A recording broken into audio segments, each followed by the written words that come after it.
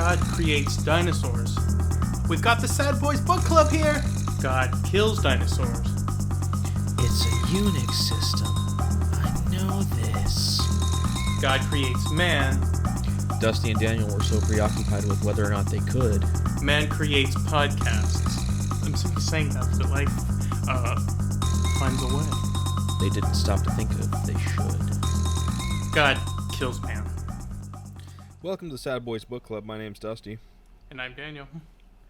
And welcome to Jurassic Park. Yeah, I'm pretty excited about this one. We are just a little bit late, but we just passed the 30th anniversary of the movie Jurassic Park coming out in theaters, and I figure by the time that we have this recording and have this out, 30 years ago it was still in theaters, because I mean, come on, it was a film phenomenon, the likes that had been not seen since probably the original Star Wars before in 1977. Yeah, it was as far as I'm aware, it was the highest grossing film of all time until Titanic. Wow, that is quite an accomplishment. How much? Yep, do a you whopping know 5 years. Well, I mean, in terms of time, no, but you know what I mean. Like Titanic was to make a mostly intended pun, was such a titanic success at the box office that, you know, to be only succeeded by that is quite an accomplishment. Yeah. Which, I mean, I don't get it personally. It's only one of the greatest romance stories ever told. I mean, you know. How's a movie that stars talent such as Leonardo DiCaprio, Kate Winslet, and my man Billy Zane gross over $2 billion? I just don't get it. I just don't get it. Oh, and how could I forget the greatest of all men, Bill Paxton, may he rest in peace. Directed by the greatest director, James Cameron, who I cannot name a single other movie he's done. Yeah, that's true. No, he's a total non-factor. Definitely wasn't in the news this last week. No, definitely a one-hit wonder. But does he even know anything about water? You know, some would say he might know the way of water, but that has not been confirmed. You just beat me to it. I was gonna say there is a way of water and I don't think he is aware of it. Sorry, I stepped on your joke there. Yeah, you did. How dare you? But this is not the James Cameron podcast. This hold is on. the Sad Boys one Book last Club. James Cameron fact. Titanic made $2.257 billion in the box office. That is insane. I thought it was going to be closer to like 1.5, but that is crazy. Where have you been for the last 25 years? Well, I don't know. I don't usually. I'm not like. I'm like I enjoy the art of filmmaking more than the commerce. I'm not one of those box office maven guys, but good grief, that is crazy. Yep. But yeah, Jurassic Park made only in the most palpable air quotes of all time, $1.046 billion, which in 1993 dollars is probably like what? Is that probably almost 1.75 billion now? I don't know. Maybe 1.1. This is not an economics podcast. This is a literature podcast, though, and we are talking about the book that started it all, written by Michael Crichton, or as his friends call him, Mikey Crites. Yep.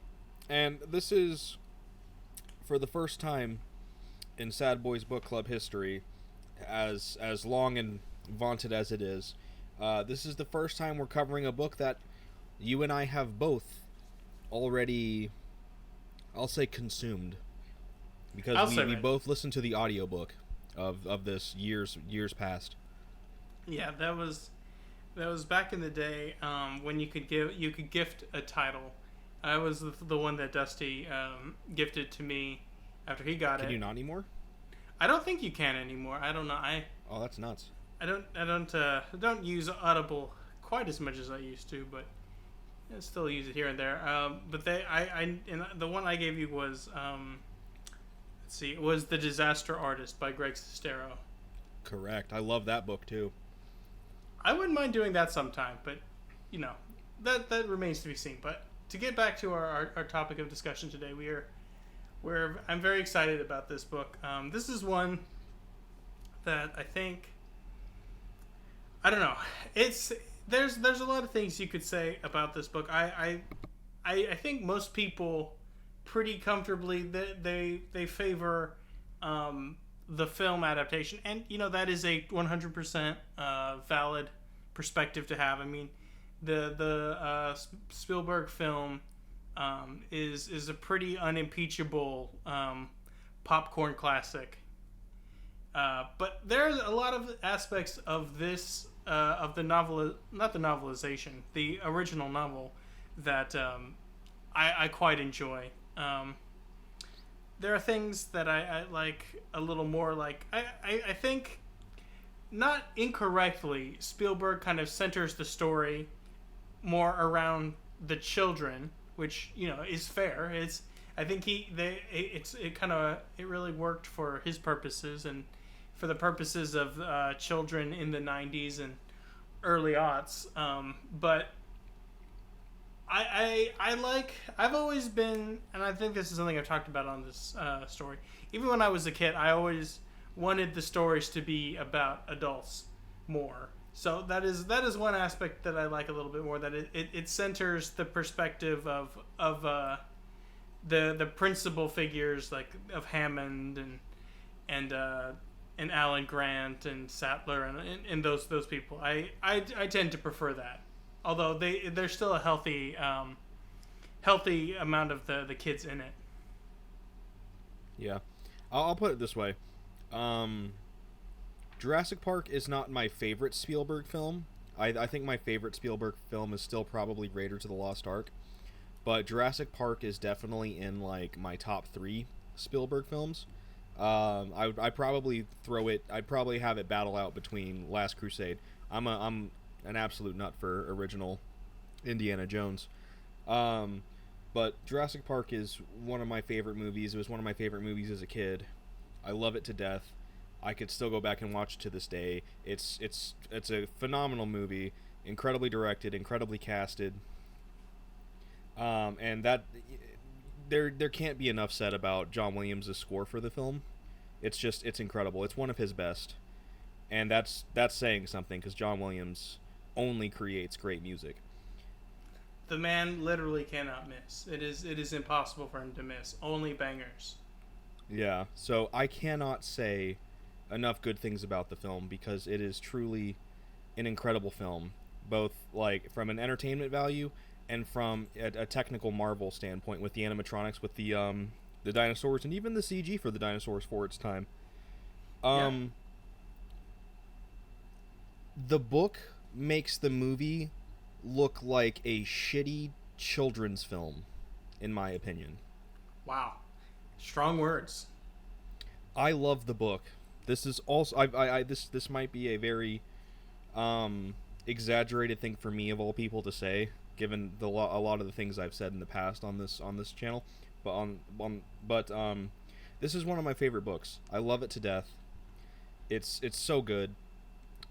I feel like it has every single high point that the movie had, clearly, because the movie is an adaptation of the book, and so much more. And we will talk about. I will refrain from speaking about my favorite parts, because we haven't gotten there yet. So I will get more into those bits when we get to it in the book later on down the line. But there are so many pieces to this book that are either just as good as the movie, which is a credit to the movie, or even better than the movie, which is not a discredit to the movie.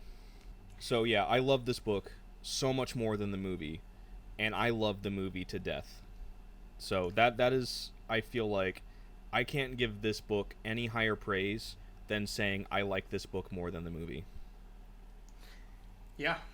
I quite enjoy it too. I was telling you a little bit in the in our text conversation, getting ready for the show today, that this has been some of like the most like engaged I've been in an intro portion of any book. Not that we've ever read any books yet that I've been like, I didn't really like that, but you know, there have been ones that have grabbed me more from the start than others.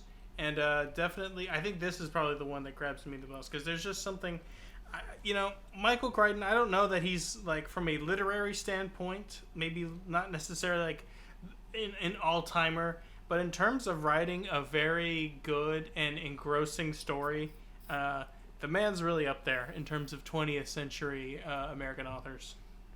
Yeah, I need to read more of his books because I've only done Jurassic Park. I'd like to read The Lost World eventually, which I would highly recommend if you don't own Jurassic Park and you want to get a copy for yourself, a physical copy.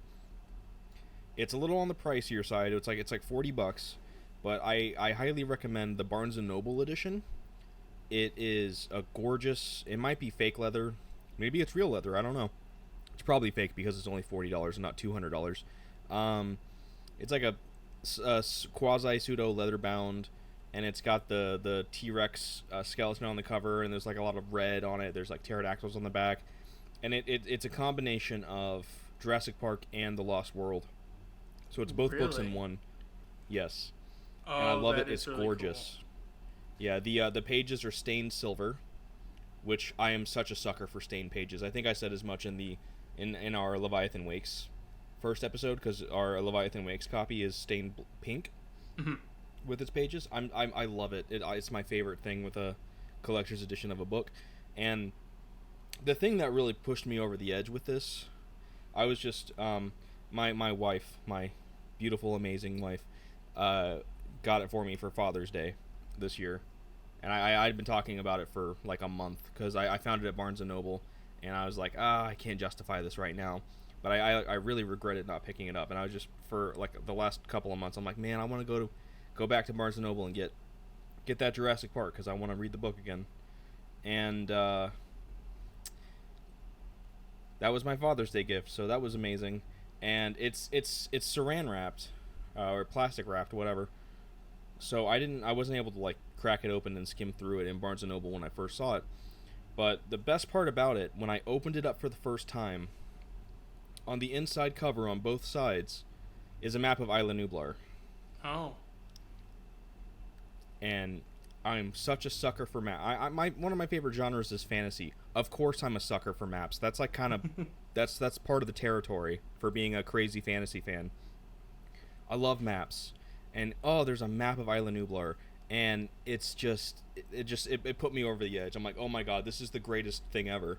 So highly recommend if you want to get Jurassic Park and Lost World. There's cheaper ways to do it, but if you want a copy with a little more pizzazz, a little more flair to it, it's just really pretty and it's fun to look at, I would recommend the Barnes & Noble edition if you can. The Sad Boys Book Club is not sponsored by Barnes & Noble. I just really liked this version of the book, and I wanted to talk about it for a minute, or 5. Yeah, it was. He sent me some of the pictures, and if you have any interest in this book, or if it's one of the books that you've already read, maybe you have another version. I don't know. If you really love this book, I would probably recommend picking that up as well.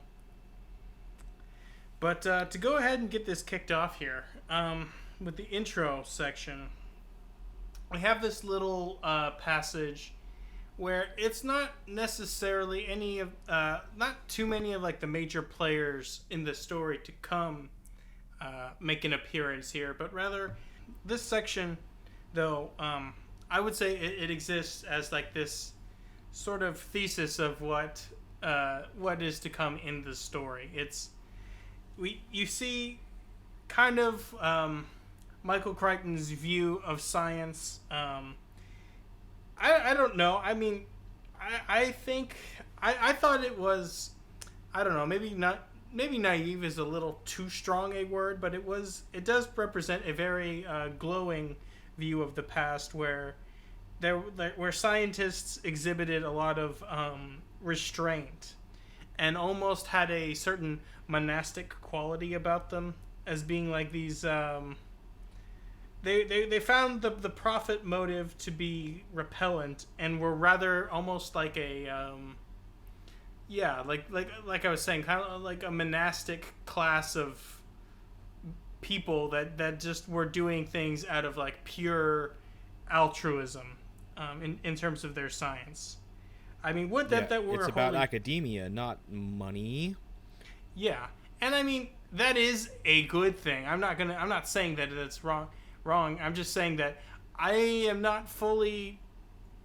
I don't know. It is difficult for me to think that humanity is, or not, has always been, was like entirely pure for its history, and then the genetic science came and just totally upended and ruined science as a discipline. But I don't know. I mean, I wasn't around for it, and I don't really know much about the history of science. But I did find that kind of I'll put it this way: it was a very optimistic view of science and scientists. Yeah. But I think there may be a certain germ of truth there, because if you talk the era that they're talking about here, in the 70s, right? It was like this, which is when in culture there was the broader sort of turn towards the neoliberal ideology, wherein all concerns are sort of subordinated to the whims of the market. So what Michael Crichton here posits as the major difference in the scientists of yore and the scientists of we'll just call it the neoliberal era, is that scientists, as in the past, were these like almost monks, as I said, but now they are like no longer disinterested parties. They have like they're shareholders of the company. They sit on the boards of the company. So basically, we've moved from a pursuit of truth to a pursuit of profit, wherein the profit motive is now motivating their reasoning in terms of their research. And another thing that he also talks a little bit about is that there's not really any sort of major oversight, at least at the time of writing, although probably now, that there's not a lot of that I'm aware of, like regulation or oversight on in terms of the biological engineering field. So that is kind of an interesting thing, and it kind of I don't know, like I said, it kind of serves as like a thesis to sort of preface kind of the moral, because I don't want to say this is like a strict morality tale kind of thing, because there's a lot of thrills, chills, and spills, and lots of fun and stuff in there. It's not like too didactic, but there is definitely a point that he's making there. Yeah, and I have something I want to get to in a minute, but you made me kind of have a thought just now that I want to say while it's on at the front of my mind. But I feel like there is maybe a I don't know if it's subtle or not, but I feel like there is a little hint of pro-environmentalism in this book too. I think that's fair to say. There's early on, there's bits where it's talking about, I think mostly when it's following Dr. Gutierrez, talking about all the different species on Costa Rica, and how all of this deforestation that's been going on it's uprooted all of these animals, all of these ecosystems, and they've had to move into what is left. And it's allowed, like, the only silver lining to it is that it's allowed these scientists to discover these new species, which is something that kind of throws a little bit of it kind of muddies the water a little bit when we get to the Procompsognathid or in the early bit of the book. But yeah, and as they're flying to Isla Nublar, there's talk about the Hammond says something about the deforestation of Costa Rica, and I kind of picked up a little bit of a kind of negative connotation to to how he was saying it. Maybe that's me reading too much into it, but I've kind of picked up a little bit of a pro-environmentalist take on this book. Like I said, I don't know if it's subtle or not. I don't know if I'm just like I'm staring at a big bright sign flashing at me and being like, I think there's something there. No, I think I think there's definitely something there, and I think that's something that in someone's analysis of this story needs to factor into it. So I'm glad that you brought it in off the top there. Yeah, but what I was thinking about earlier is when you were talking about how it seemed like there was that turning point in bioengineering and bioscience that made it to where it was a lot more of a profit-driven profession instead of a science-driven one. And I feel like that's something that he brings up again and again as each main character is introduced. Like with Grant and Ellie, we have what is essentially a look at the old guard being faced with the new tech, with the what they call it, the thumper, the thing that basically gives them a sonar X-ray of the ground around them so that they could see the fossils without having to physically get down and dig. And Grant isn't necessarily directly opposed to it, but he's just kind of like well, these things are supposed to work as well as they do, but they don't on the field, so, I just like to usually get my hands dirty because it's reliable. So we have Grant, who is like someone that's not necessarily resisting that change, but he's on the other end of that change, similar to that. And then we also have with Ian Malcolm, who he is part of that similar kind of change in the field of mathematics with the introduction of chaos theory. And as Crichton puts it, people like Malcolm, they see themselves as rock stars in the mathematician field, much to the scorn of the old guard of mathematicians, because they like to deal with non-linear equations and the chaos of the world that can't be directly quantified. So I feel like that introduction, the InGen incident, which very much it does feel like a... I don't want to put it quite like this because this is a book series that came much later, but almost kind of not too dissimilar from like a Lemony Snicket intro, where he'll be like, this book is really sad, and the tale of the Baudelaire children, or the Baudelaire orphans, is one fraught with peril, and you should not read this book because it's very sad, and it will make you sad, and it is a terrible tale. Like, it almost feels kind of similar to that in the sense that the InGen incident is talking... First, it spends a lot of time talking about what you were saying with, like, the scientists and all that, which I feel like if somebody isn't locked into this book because of its premise alone, they could have a hard time getting through that, and you haven't even technically started the book yet at this point. So, if anybody is reading the InGen incident introduction and is thinking, man, this does not resonate with me, this is boring, the book is nothing like that, please keep reading. It is purely an introduction that's supposed to establish the scientific equivalent of like how the times were. It has nothing... It gives you a general premise of like the aftermath of the book, because it basically tells you that shit went bad, but it doesn't go into specifics. But it is not... The book is not like that. It's just essentially a final report of the book at the beginning of the book, which is fine. I think it's kind of funny how that's done, but it does fit. I think it's good. I actually enjoy it though, but then I've always been one of the people that actually enjoyed the political parts of the Star Wars prequel trilogy, so I may not be the best judge of that. I like the Phantom Menace for more than Duel of the Fates. Let's see. But anyway, yeah, like Dusty was saying, it kind of goes on to kind of talk about the story of a certain Palo Alto biotech firm, which, if you know anything about startup culture and Silicon Valley, you'll know that's a breeding ground of evil. The company is known as InGen, as Dusty mentioned before, and that's kind of the key to the plot. They like Dusty was saying, it basically just says that there was an incident, that people died, and that the company had to file Chapter 11 bankruptcy in San Francisco bank court. and that people things were so terrible and horrible, but a lot of it was hidden by people being having to sign NDAs and stuff. Yep. And with that, we can actually start the book. So Costa Rica, it's a place in North America. It's tropical. And with that brings American tourists. But let's not get too far ahead of ourselves. So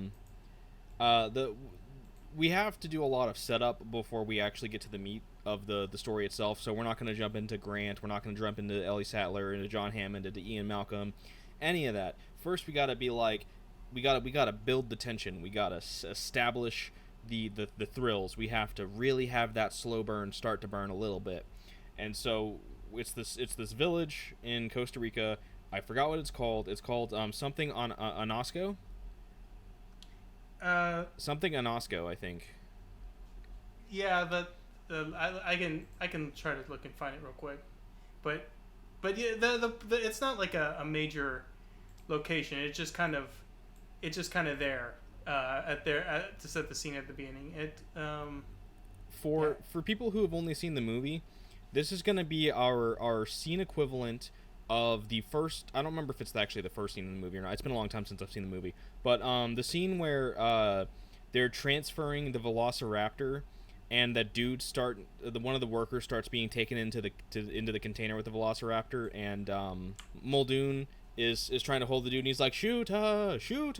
That scene from the movie. This is like our equivalent in the book. Not quite as tense and thrilling and action packed, but it follows this woman who did her residency. She's from the States, and she came down to Costa Rica to do her, like, I guess doctor's equivalent of missionary work. And so she's in this little fishing village, and a helicopter comes in with the InGen logo on it, and there's this kid who had, as they put it, was in a construction accident where he fell and one of the machinery rolled over him.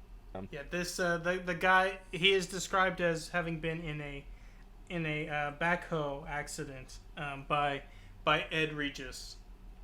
And she's looking at him, and she's like, ooh, he looks like he's been mauled by an animal. And she's like, I've seen plenty of cases of maulings, and this looks like a mauling. There's no telltale signs of a construction accident, like the wound being contaminated with dirt or anything like that. And there's this weird sticky foamy thing that kind of looks like saliva that's just kind of stuck to his wounds.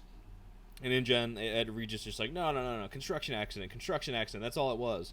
And then the kid he like sits up and he grabs her, and he says Losiraptor, which, if you're in the know, you know he's trying to say Velociraptor, but these people aren't.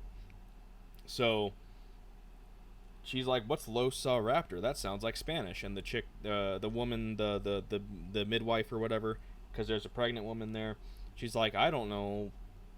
Or no, actually, I'm sorry, it's not her, it's her assistant, whose name's Manuel. He's like, I don't know, that's not Spanish, so I don't know. Then the kid dies. InGen comes and takes him away, and she's like, boy, that was strange. And she looks in a dictionary, and she sees that raptor means bird of prey. Da-da-da! And now we go to our American tourists, because American tourists always have to be in these places, always just mucking with things, because we are arrogant people. And you have this family of three, father, mother, little daughter, and then the mother, who is just such a stereotypical... I will say this is not one of the better aspects of the book. Either the depiction of Manuel, the assistant, or of the wife here. They are a little bit stereotyped here.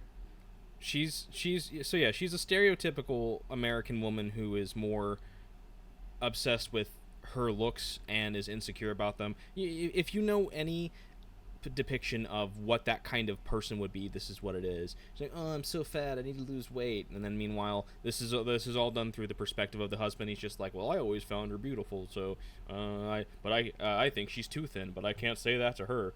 So she wanted to find an isolated beach where she can just, do beach things with her family without the prying eyes of those strangers.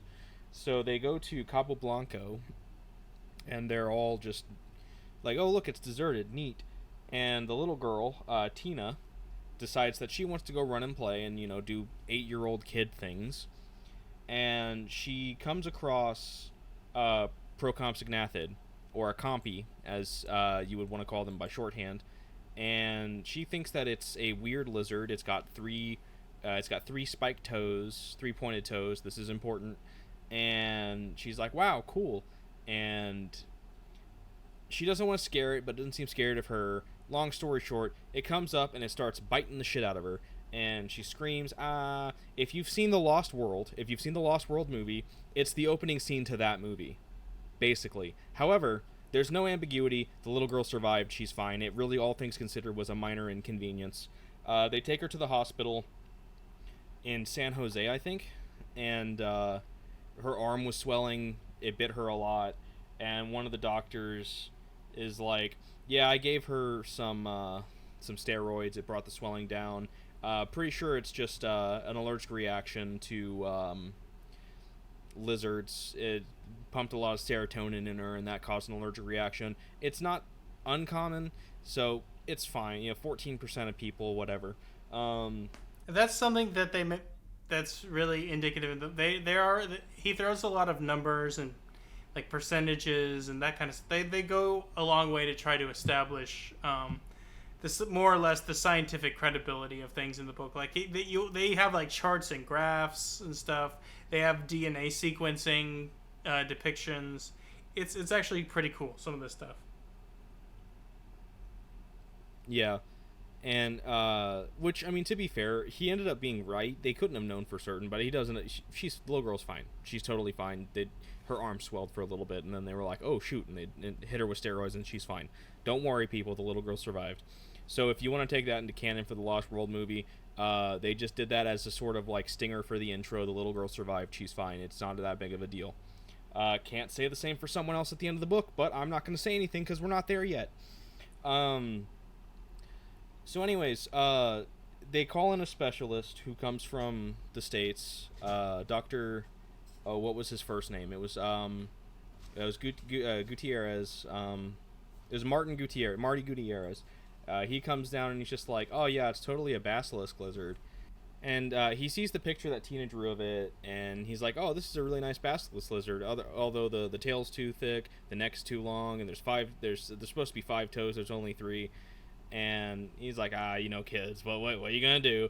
But he sees the he wants to get a sample of it because it's kind of bothering him, because when the girl was discharged, she was talking to the original doctor, whose name I forgot because he's nowhere near as important. And the doctor, because Gutierrez told him that it had to have been a basilisk thing with 5 toes and whatnot, he asked the little girl again, hey, how many toes did it have? And she says 3, and he's like, oh, okay. So Gutierrez wants to try and find the lizard himself because he's sitting there thinking it could be a new species because, deforestation. And he finds a howler monkey with a green lizard with brown spots, which is what the compies look like, in its mouth. He scares it away with his air gun, and he gets a partially eaten compy and sends it to New York for them to check it out. They check it out, and they're like, yeah, it's a little odd, but it's totally a basilisk lizard, as we understand it. They have the drawing that Tina drew of it. I guess it got faxed to them as well.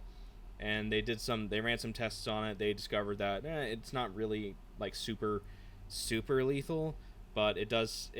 They find some abnormalities that are because it's a dinosaur, but because it's not something normal, they just chalk it up as something that happened during like some contamination happened or something, so they kind of write it off. And it's actually, I'm pretty sure, one of the more important things about the compy's venom. And that's the thing. Whatever. That's a pretty major thing. Like this sort of happens and then rehappens several times in this portion where people are like handling some sort of scientific some sort of material or evidence or whatever, and then they'll notice something very aberrant, and they'll be like, huh, well, that's kind of weird, and then just kind of gloss over it. And I think that's, like, again, not necessarily a morality tale, per se, but I think that's one of the things that Michael Crichton is trying. He has a little bit of an axe to grind there, is that he's like, and, they don't check they don't check their not their sources, but their samples, and they get lazy, and that kind of stuff. I think there's a little bit of that there.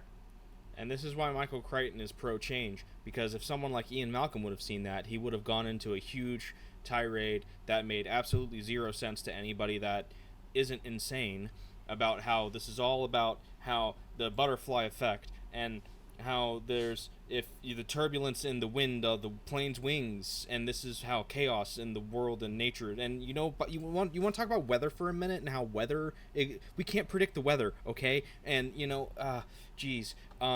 water, when you turn it on in a spigot and it drips a little bit, and all of this, and this is why you're stupid. See, Ian Malcolm would have figured out this was a dinosaur immediately. All of this makes sense, by the way, if you've read the book. Everything I just said.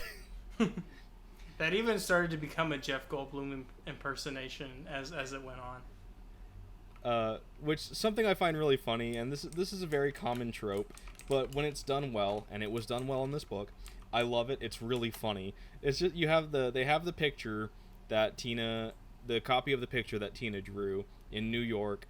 And they have the sample in the fridge, the remains of the copy in the fridge, and one of the lab assistants just walks up and she's like, "Oh hey, whose kid drew the dinosaur?" Oh yeah. It's like her name's like Alice Levin, I think.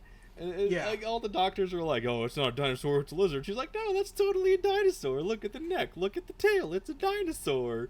It's like, my kids love dinosaurs, and it's.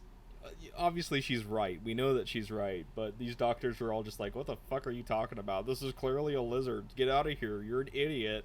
And she's like, "What are you talking about? It's a dinosaur." And then she'll come back into the plot at least one more time here in a little bit, but I find that really funny. That it's that trope of somebody who's disconnected from it walks in and puts that final piece of the puzzle into it in in a way that it seems so obvious in hindsight. It's like I said, it's a common trope, and when it's done well, it can be really entertaining. And this one's just really funny. I love it. Just some girl walking in being like, "Oh, need a dinosaur." Another thing that happened in that sequence, when they're studying the saliva, they also detect an enzyme that marks genetic engineering.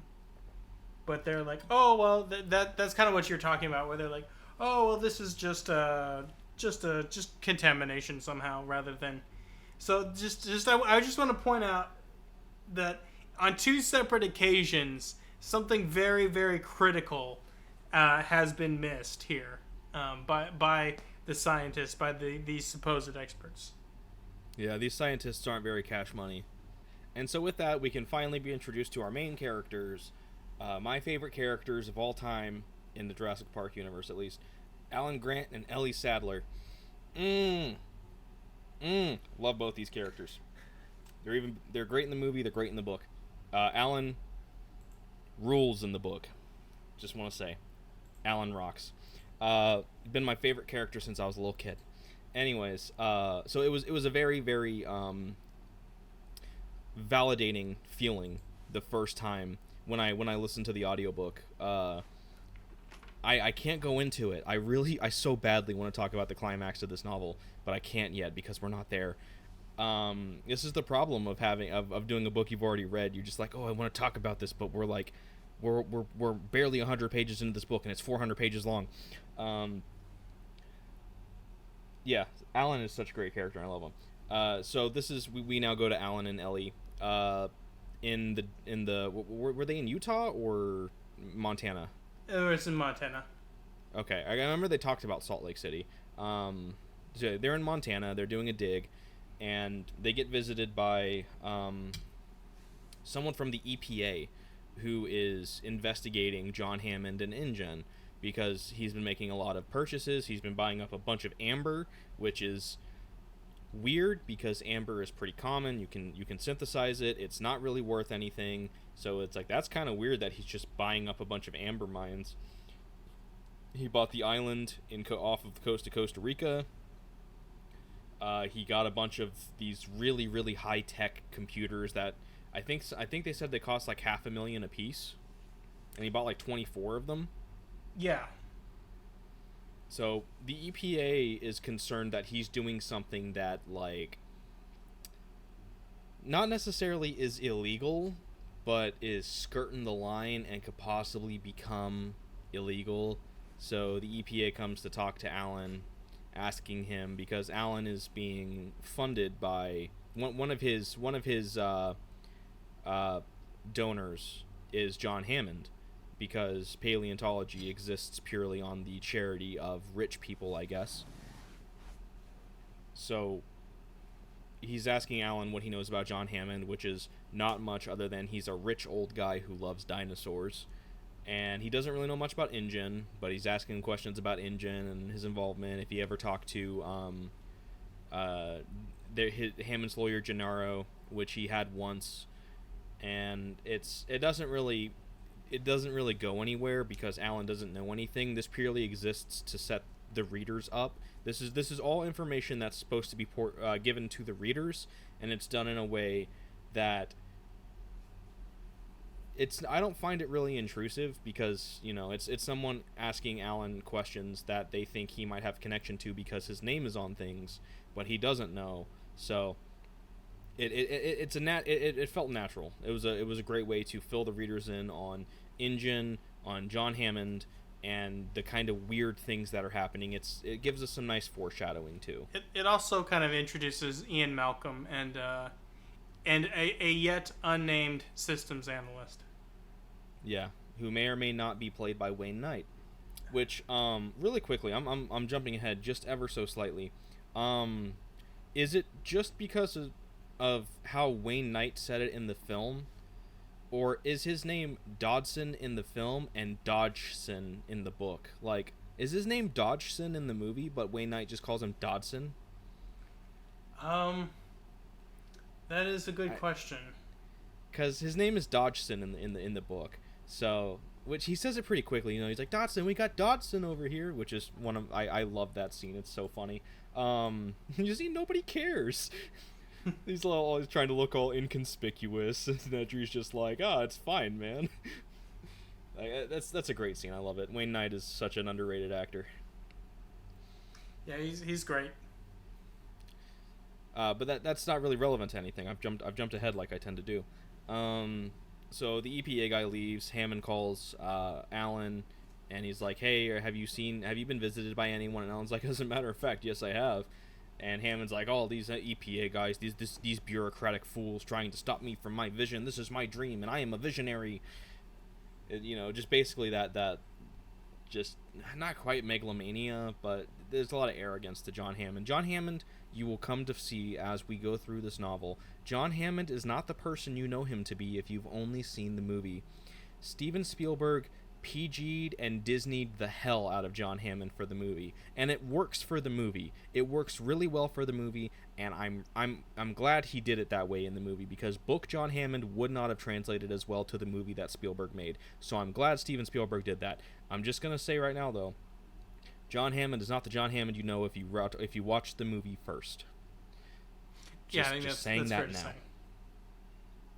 I love both for different reasons. They are completely different characters. Anyways, so Hammond calls Alan, and he's just like, "Oh, so you got to come to my island for the weekend. I need you to come and check some things out." And Grant's like, "What are you talking about? We got to dig." And he's just like, "Nah, you got to come." And he's like, "No, we can't. We got to work." And Hammond's like, "Well, what if I pay you and Ellie ostensibly $60,000 each to come to the island?" And Alan's like, "Yeah, okay, that works for me." So now we've established Ellen and Ellen. That's their shipping name. We're gonna call them Ellen. Alan and Ellie. This is establishing them coming to the island. It sounds like I'm going through this really quickly, because I kind of am. But to be fair, the things I'm not going into detail on are details about Alan and his fascination with paleontology, and the details of Alan's work in paleontology, his history in it, the things that he's done, his reputation in the field. It's great stuff. It's great character writing. It really sets up his character, but I don't really think it's important to go into, personally. I don't know. Do you agree?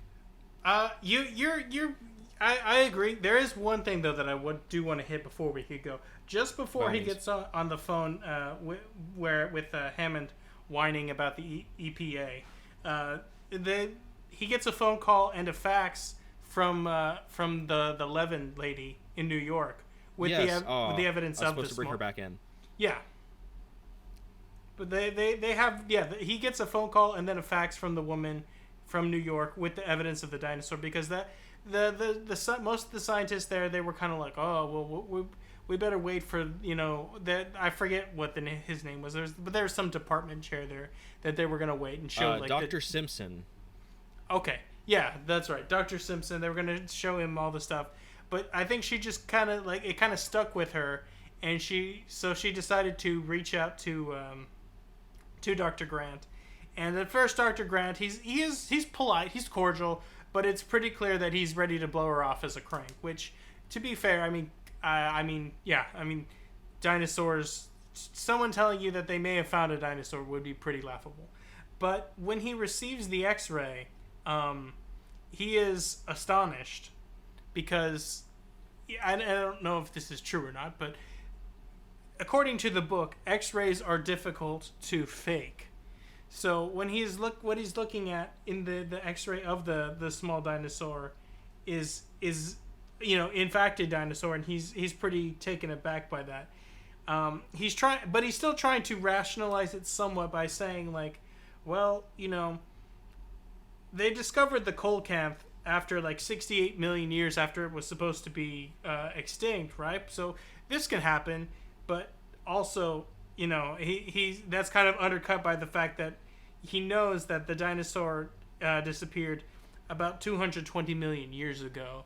So like it's kind of, he has a kind of a dual consciousness in that moment. So he's like, his logical mind tells him like, no, this is not true. I cannot believe it. And yet the evidence is staring him in the face of like this of the possible reemergence of a dinosaur. And I think that's partly why he does end up going. Not the money too. The money certainly did encourage him, because he was saying to the EPA guy that the $50,000 that he'd gotten from Hammond before was able to fund 2 summers worth of digs. He only got $12,000 from Hammond, because it was supposed to be, because it was when he was asking him about the diet. Gennaro was talking to him about the dietary habits of the dinosaurs, that they're the dilopods or whatever, and it became so tedious for Hammond that he just stopped doing it, and they made a deal to give him $12,000 instead of the agreed upon $50,000. Oh yeah, and because he was getting calls in the middle of the night by Gennaro being like, what did the dinosaurs eat? Tell me what they eat right now, because probably they're dinosaurs that were probably alive Did at that they use moment. forks or spoons? I need to know, Grant. I need to know. Dinosaurs use chopsticks. Forks and spoons hadn't been invented yet when the dinosaurs were around. Everybody knows that. But yeah, that's just the little bit that I want to. I just wanted to hit there. You can continue, but I thought that was something that we should probably mention as well. Absolutely, it was. I even said earlier, oh yeah, she's gonna come back. Good old Alice Levin, but I skimmed right past it because I forgot. So thank you for catching that. So they go the next day they go meet. They meet Hammond and Gennaro on an airstrip away from the dig, and they have to take they're gonna fly also, from. I just want to just hit one other thing real quick. Gennaro is mentioned in this moment, or he has like a little bit like just before this, where he's like he's kind of depicted as like a real like sleazy lawyer guy. He's like his wife is like, oh, why you can't leave, it's our son's birthday, and he's like, he'll have plenty of birthdays, I'm a high-powered lawyer, I can do what I need to do. His daughter. It's our daughter's birthday, you can't go. Oh, I'm a high-powered lawyer, I can do whatever I need to do. I'm a Silicon Valley lawyer, and I'm really good at my job, and I'm a workaholic. That whole kind of affectation. Yeah. So some of these characters are kind of like, I don't want to say stereotypes, but they are certainly archetypes. Although some of them definitely are stereotypes, like the mom from before. Yeah, we do also get before meeting them and them starting to fly to the island. We do get a chapter surrounding Gennaro with his lawyer firm and they're talking about Hammond and how he's become a bit of a liability, and all of this has become a bit of a liability. And the reason why Gennaro is going to the island with them this weekend is because the law firm is sending him there to basically see, is this investment still worth it? And despite all the money that they've put into it, if he thinks that it is become too risky, he's gonna shut the whole thing down. He has to, because I guess they have the power to do this. They're gonna shut the entire island down. They're gonna ruin Hammond. So that's why Gennaro is going. Is he's going to for his firm to basically, they're expecting him to go and put the final nail in the coffin for this, and he is. I feel like he's not really for or against it. He's just he's thinking about the money. He wants to do whatever I think is more financially good for him. So, which again kind of falls into the broader theme of that Mikey Crichton is trying to lay down here, is like the idea of the financial profit motive overriding all other considerations. Yeah, well, Gennaro's a lawyer, so it's expected. He's not even human. He does have a certain, this was the 90s. They were making all kinds of lawyer jokes in the time. Yeah. So they leave. They have to make a pit stop in Dallas to refuel and to pick up Ian Malcolm.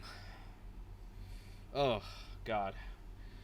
What can you say about Ian Malcolm other than he is the most interesting and entertaining character in the book and the movie? And if you've been on the internet at all in the last 10 years, you've probably seen a multitude of Jeff Goldblum memes, which, those are all in good fun. He's a great actor, and he seems like a really great person from everything I've heard or seen. But yeah, his performance in the film is great. It's really good. He really embodies the character. His terrible curly mullet is just on point. One of the bigger memes is sexy Goldblum as he's laying there with his wounded, probably broken leg on the table with his shirt open and his beautiful chest peeking through. I need to step away for a minute, Daniel. I'm sorry. Anyway, I've calmed down now. Sorry. Yeah, Ian Malcolm in the book is just as fun, even more eccentric, and just full of bullshit, and I love it. And there's like, it is chaotically measured bullshit, and it's so much fun to read this man talk, because he is just so ridiculous. He wears either black or gray completely, either all black or all gray. Is that a reference to what's his name, Einstein, who only wore like five identical outfits that he would just wear interchangeably? Didn't he say something to that effect? I don't think Malcolm did, but I've never heard that about Einstein. But I wouldn't be surprised if that's a thing. I think that was kind of an allusion to that when he was talking about his wardrobe. Yeah, if I can actually jump back real quick, because I just remembered something that I wanted to bring up, because I love this. This was really funny. Gennaro calls Grant after Grant gets off the phone with Hammond about coming to the park, and Gennaro calls Grant a little while later. Saying basically, hey Grant, I don't know if you remember me, look forward to seeing you tomorrow. I hear that Dr. Sattler's coming too. I can't wait to meet him. Oh yeah. And I got a really great chuckle out of that. It's just a very little, it's at the very end of a chapter. It's a very subtle blink and you miss kind of thing if you're just kind of like reading it without paying attention. Just a great little setup for a joke that gets paid off when they get to the tarmac and they meet Gennaro in person, and he sees Ellie when Hammond introduces them to Gennaro, and he's like, "My God, you're a woman," and Ellie's response is something along the lines of, "It happens sometimes, doesn't it?" So I can't remember the exact line, and it might be worth it to grab my book and pull it up, because it's such a funny response. Yeah, Dr. Sattler is really really good in this book. She might be my favorite. I don't know, but I mean it's hard to go wrong with any of these characters. A lot of them are they're really cool. Yeah. If you say either of the kids are your favorite character, I don't think we can be friends though, because boy, I forgot the girl's name. I know that the boy's name is Tim. I forgot the girl's name. It's not important. They only they are introduced in the last chapter that we read for this section, so they don't matter. I'm not going to talk about them. So yeah, that's funny. Just a nice little bit with the whole. Of course, it has to be a man. Wait a minute, it's a woman. Just that nice subversion of Gennaro's expectations. Take notes, Ryan Johnson. That's funny because Laura Dern played Ellie Sattler. That was a really funny joke that I unintentionally, because Laura Dern played Ellie Sattler in Jurassic Park, and she played Holdo in The Last Jedi, which was directed by Ryan Johnson, which subverted your expectations. Look at that. I'm very smart. Anyways, so they're flying. You're basically from Dallas. Ian Malcolm here with your literary chaos theory. Yes, I am.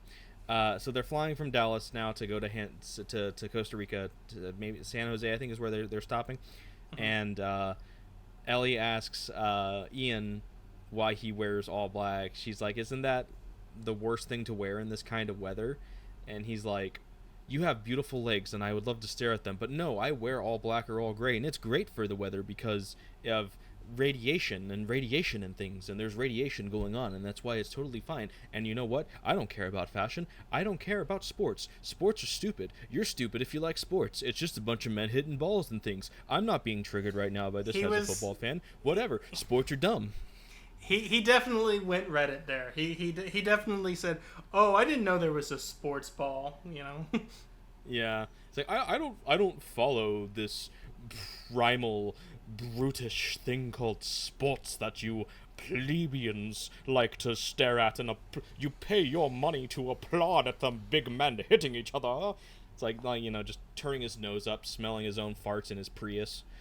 I'm sorry, no. In this day and age, it would be his Tesla. I'm sorry. I'm sorry. I'm an old man now. They're not Priuses anymore. Anyways, and he's just like, I care even less about fashion than I do sports. And if I happen to put on my gray socks with my black trousers, I won't be mismatched.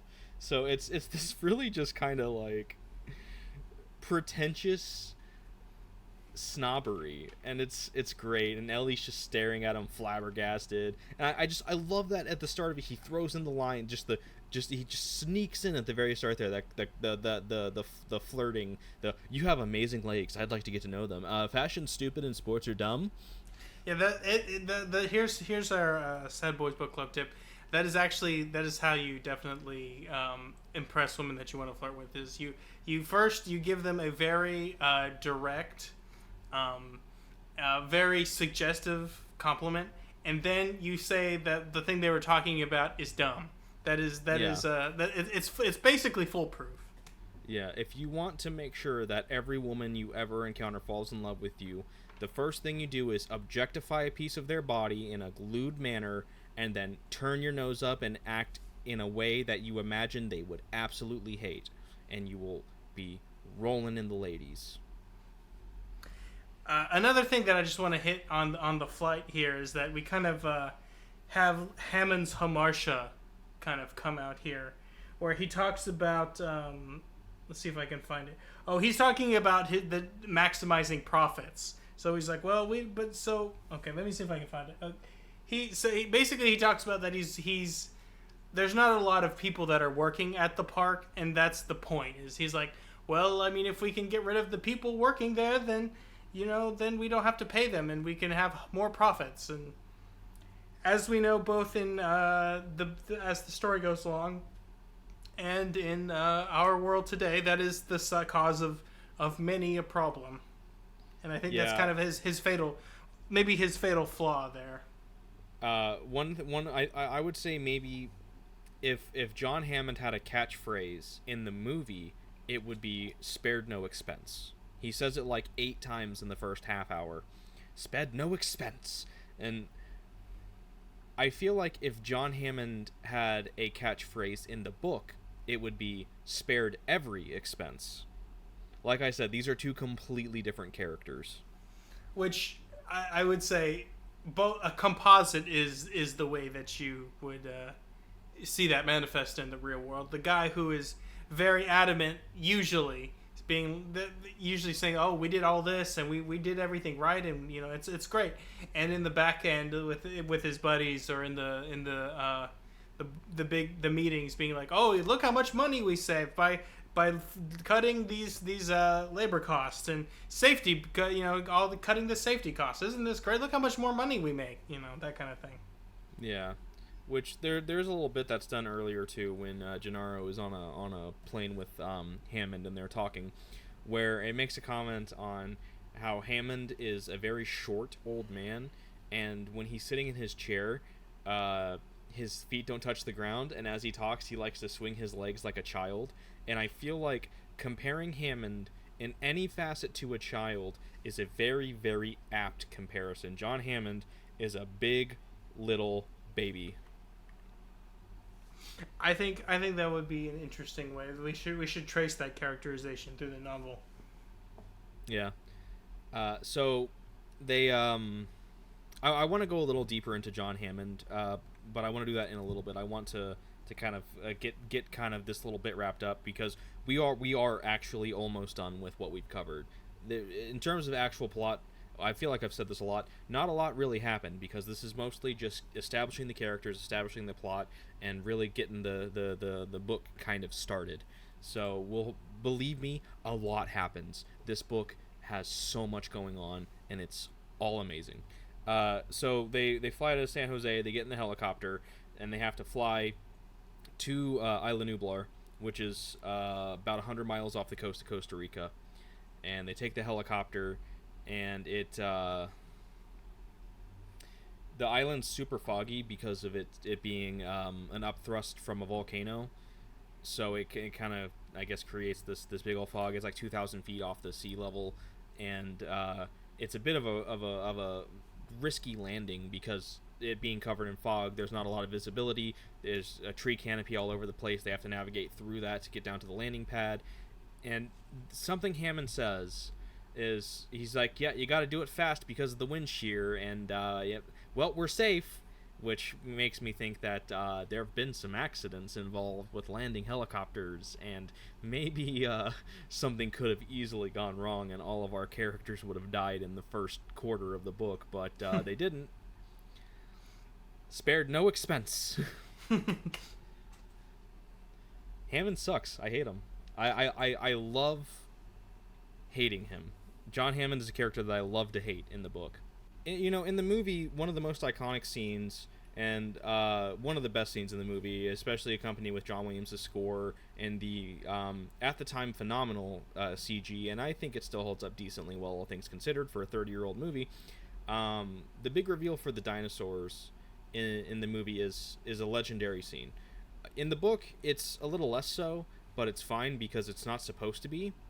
The thing is, it's like in the movie, it's, they hit you with the John Williams and and you're all hyped up. But they kind of do it in such an understated way that it's almost like it serves a purpose to show like how the mundanity of the dinosaurs on the island. Like they are already there. This is just like, you know what I mean? They're just there. Like it's not a big deal anymore. Yeah. And also with the movie, it doesn't ever explicitly come out and tell you that it's an island resort with dinosaurs until you see the dinosaurs in the film. Whereas in the book, at this point, we've known for a while that it's dinosaurs. In the meeting that Gennaro has with the other lawyers, they talk about, they kind of skirt around it without saying it completely. But something I forgot to mention too was we hinted at it, but we never went into Dodgson and Nedry. But there's a chapter with Dodgson, who's part of Biosyn, which is a rival genetic tech corporation. Dodgson, in the meeting that he has with all of the stockholders, or whatever, the boards, whatever they are, he straight up says, John Hammond has found a way to genetically clone dinosaurs. We're told in the book that there are dinosaurs on this island long before Grant makes it. Not long before, like 20 pages before Grant makes it onto the island, and we see our second dinosaur because the compies are in like the first chapter of the book. So in the book, the fact that they land on the heliport, they get out of the helicopter, and Grant just sees a brontosaurus out in the distance, and him and Ellie are like, holy shit, what? Whoa. And you just see the brontosaurus is out in the distance, and that's their introduction to the dinosaurs, because as readers, we've long since been introduced to the dinosaurs, basically since chapter 1, more or less, kind of. But if not then, even further back with from them getting on the island with Dodgson, with the Biosyn people. So it's not as big of a thing, which is why it's such an understated moment in the book compared to in the film, where it's only been building up to this moment. You know what it's going to be as a viewer, unless somehow you have been living under a rock for 30 years and somebody puts this movie on that you've never heard of, and you're watching it and you're like, I don't understand what's going on, I'm not paying attention, and then you see the dinosaurs and you're like, what? Like, that's not going to happen. But that's exactly the sound you'll make too. Yeah.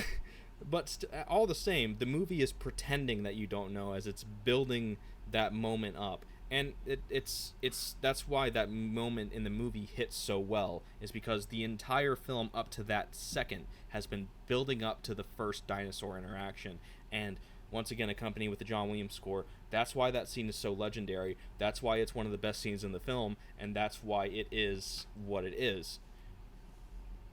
But, and I feel like we are going to do a lot of comparisons between the movie and the book, because we've watched the movie many times, or at least I have, and we've both read the book.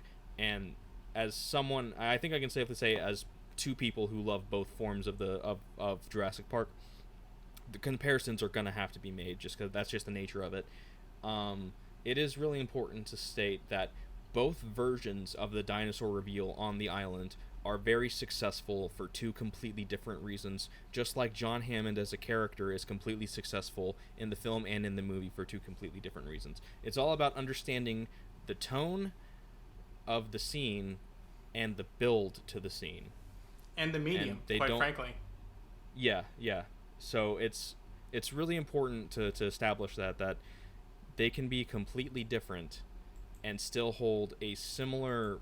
Rather, they don't have to have a similar impact and still matter within the context of their medium.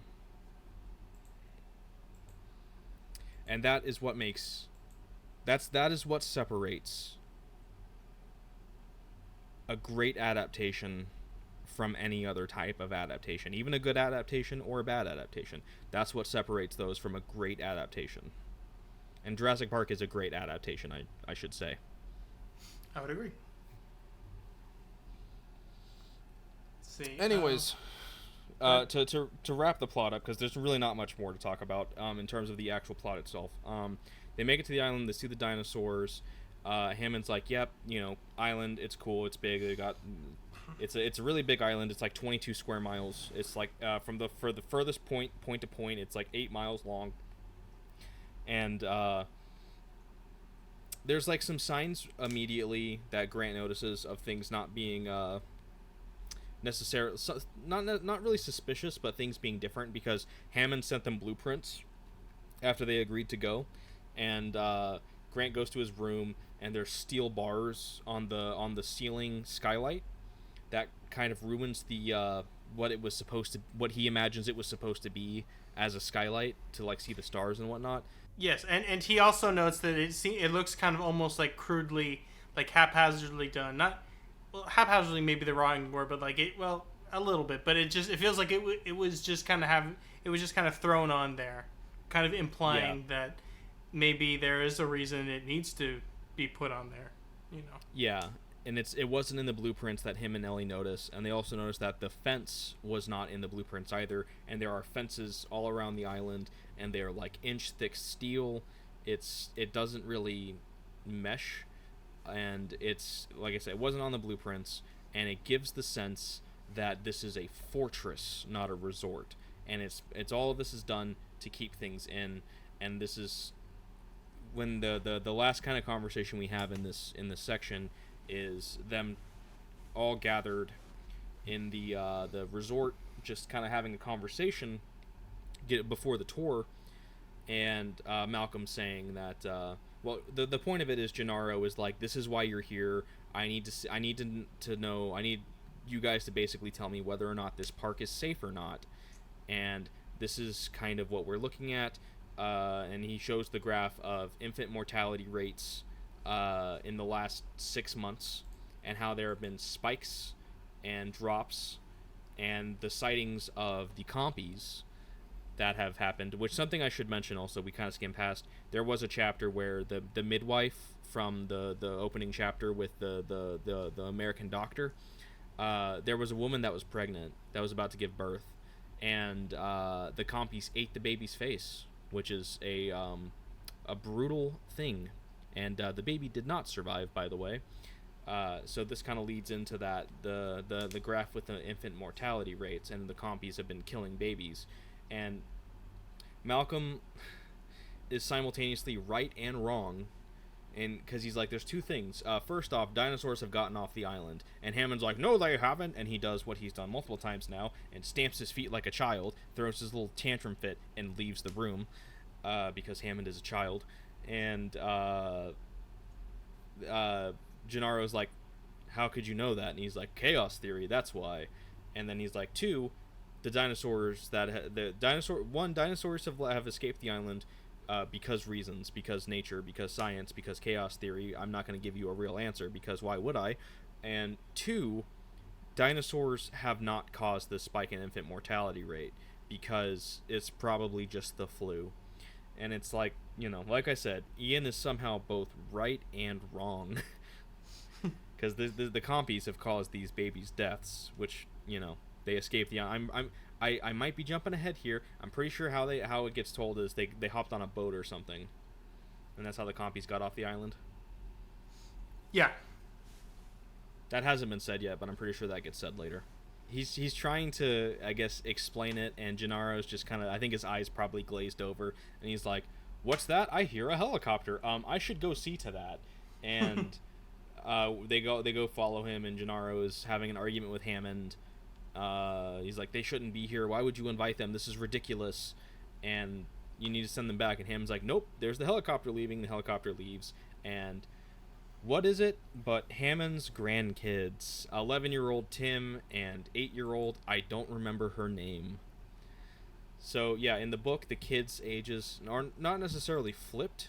They're like, Tim is the older sibling in this, but I'm pretty sure Tim is probably still 11 in the book, or sorry, in the movie rather, and his sister, whose name I can't remember, and it's bothering me that I can't, but it doesn't matter. She's now his younger sister instead of his older sister, which I'm going to tell you right now, the scene you're thinking of from the movie still exists in the book, not in the same way, but it does exist in the book similarly, and it's even more ridiculous than the movie. I'm just going to be honest with you there. It's more ridiculous. It somehow still happens more or less the same way. A little different, but yes, it still happens exactly the way you're thinking of, kind of, but imagine an 8-year-old doing it instead. That's all I'm going to say about that until we get there. I'm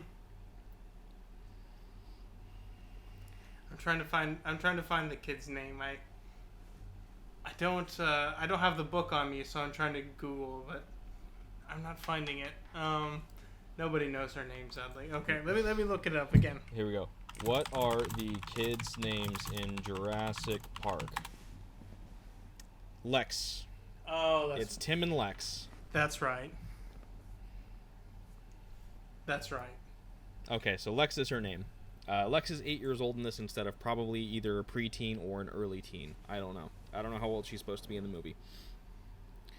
And that's all we've covered. It's about the first quarter of the book. Is there anything you wanted to add in terms of the plot we've covered so far, Daniel? I think we hit everything. We hit the biosyn thing, right? Yes. Okay, yeah, I thought so, but I just... Not completely. I just kind of mentioned that they talked about dinosaurs. Do you want to talk about the biosyn thing and the Dennis Nedry scene? Sure. Here, let me... I should say, they picked up Nedry in San Jose as well. Nedry is with them at this point. Yeah. Let me look. So basically, there's a scene where biosyn ostensibly the more evil biotech company. Uh, italicizing and underlining more here. They basically they call an emergency board meeting where they look at essentially the same evidence that the EPA is looking at, and they surmise that InGen is building a dinosaur theme park with real dinosaurs, which they're pretty much like, oh no, that'll basically, you know, take us out of business for some reason. I don't know. But the point is they won't be able to catch up, basically, and they're worried that InGen will patent it so that they won't be able to essentially just copy paste it and call it their own. Yeah, that basically they feel like they're pretty much, it's an existential threat. So they hatch a plan to basically just to do some corporate espionage and or just good old fashioned stealing. So they hire an agent who is yet unnamed, but we will find later. But he's sent with like a fake shaving cream can, and he's supposed to recover. Was it 15 different embryos? Like, because there's like 15 different kinds of dinosaurs in Jurassic Park, and he's supposed to smuggle the embryos to an exfiltration point on a dock on the eastern shore of the island. That's really all that I wanted to emphasize. Is just so that, like, while all this is happening, we see like the beginnings of this nefarious plot that is in face of the main plot, which is about an affront to nature and good sense. So the last thing that I want to talk about, at least, is John Hammond, the character in the book, and how he has been so far, because I've been skirting around it and I've been throwing little tidbits here and there. But so John Hammond sucks in the book. He's a terrible person. All he cares about is I feel like he does truly love dinosaurs, but he only sees them as a conduit for making more money. I think that he does appreciate the science of it and the idea of bringing these extinct species back to life because of his love for dinosaurs, but it really does feel like it always comes back to but the money. Mm-hmm. He's very selfish, he's very egotistical, he's very maniacal, and he hand waves the deaths that he mentions. He tells Gennaro at some point that there have been 3 deaths and a bunch of accidents here and there that weren't as bad, but he plays it off like the most recent death. Oh, it was a construction accident. It was a backhoe accident. It definitely wasn't a mauling by a velociraptor. So he, as I said before, he's very much a spared every expense kind of person instead of his movie counterpart, which was spared no expense. It seems to be a lot of corners being cut. He, as you mentioned earlier, how his whole idea is we're using computers because they're cheaper. We don't need people.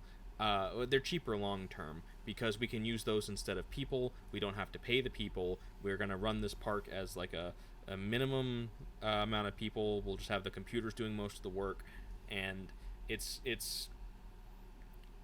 he's only thinking about it selfishly. He's not doing this for the betterment of humanity. He's not doing this as looking at a microcosm of the past and looking at it as a historical or educational context. He is very much a selfish, greedy old man who wants to use one of his interests. And even then, I feel like you can maybe make the argument that he doesn't love dinosaurs. He loves what he can get out of genetically creating dinosaurs, because they do tell the story of how when he was trying to charm investors into funding InGen, because John Hammond is InGen,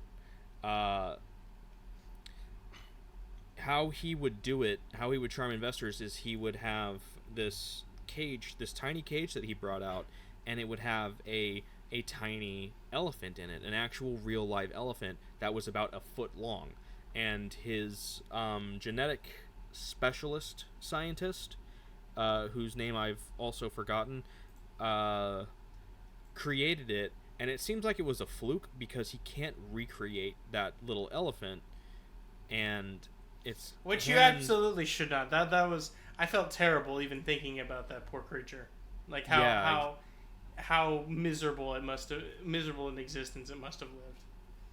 yeah, and the fact that he would just parade it around from people just to try and get some money out of them so he can create his little startup biotech company, and it also mentions how it wasn't like an elephant in terms of its nature and its kind of attitude. There's a word for this that I slipped my mind. Disposition. Disposition works. It's more like a rat or a rodent, so it's more vicious. It'll like bite at people, and it's just a mean creature.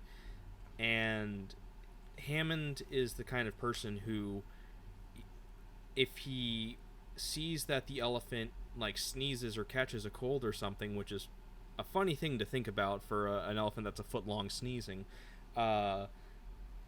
his first thought is, I need you to make another one so that I can replace this one if something happens and it dies. Not I need to make sure that this elephant is, healthy and whatever. It's I need to have a backup one just in case. He's looking at it as a product, not as an actual creature. And I think that's how he's looking at the dinosaurs as well, which is why I said I think you can make the argument that he doesn't actually love dinosaurs. He just loves what he can get out of them, as opposed to in the movie, he has a general love and fascination for dinosaurs. So yeah, Hammond is a really skeezy character in the book. He's a terrible person. He's super quick-tempered. If you question him even a little bit, he'll snap at you and stamp his feet and leave the room. He does it multiple times. He absolutely hates Ian Malcolm, because Ian Malcolm told him from the start, because Ian knew exactly what he was going to do because he was part of the initial research for it and whatnot. Sorry? I was saying I use the word consultants because Yeah. When he was hiring Dr. Grant, that's essentially what they were doing. They were doing a consultation work. Yeah, so Ian was part of the original consulting that Hammond did for the park, and Ian was like, this is going to fail, this is a stupid idea, it'll never succeed, chaos theory, ha. So Hammond hates Malcolm, because Malcolm's just like, you're not going to succeed, this is a terrible idea, nature, don't mess with nature. And so the only reason that Malcolm is there is because Gennaro invited him himself. So Hammond's pissed that Malcolm's there in the first place, just hates him, gets pissed at him for even opening his mouth, and so we'll see a lot more of Hammond's disposition and just really what kind of person he is, even with his grandkids. What he tells Gennaro is, which this almost can be seen as a like loving grandpa kind of thing, but I do think that there is an ulterior motive here under the surface. Is he says their parents are going through a divorce, they deserve to have a fun weekend.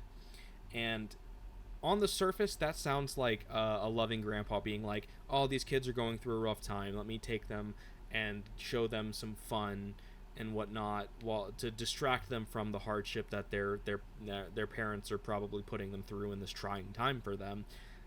That sounds nice on the surface, but I'm pretty sure what Hammond is actually doing is him being like, see, Grant, Sattler, and Malcolm, see, and Gennaro, it's safe for my he's putting his grandkids at risk to prove a point, is what I think his actual goal is. It's very cynical.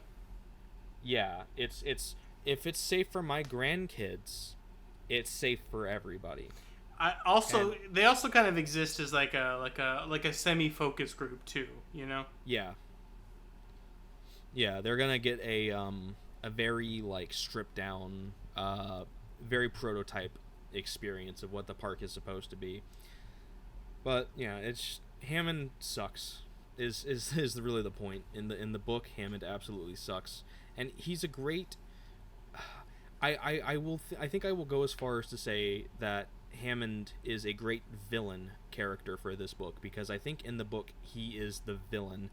Yeah, I definitely agree with that. I think he is the villain.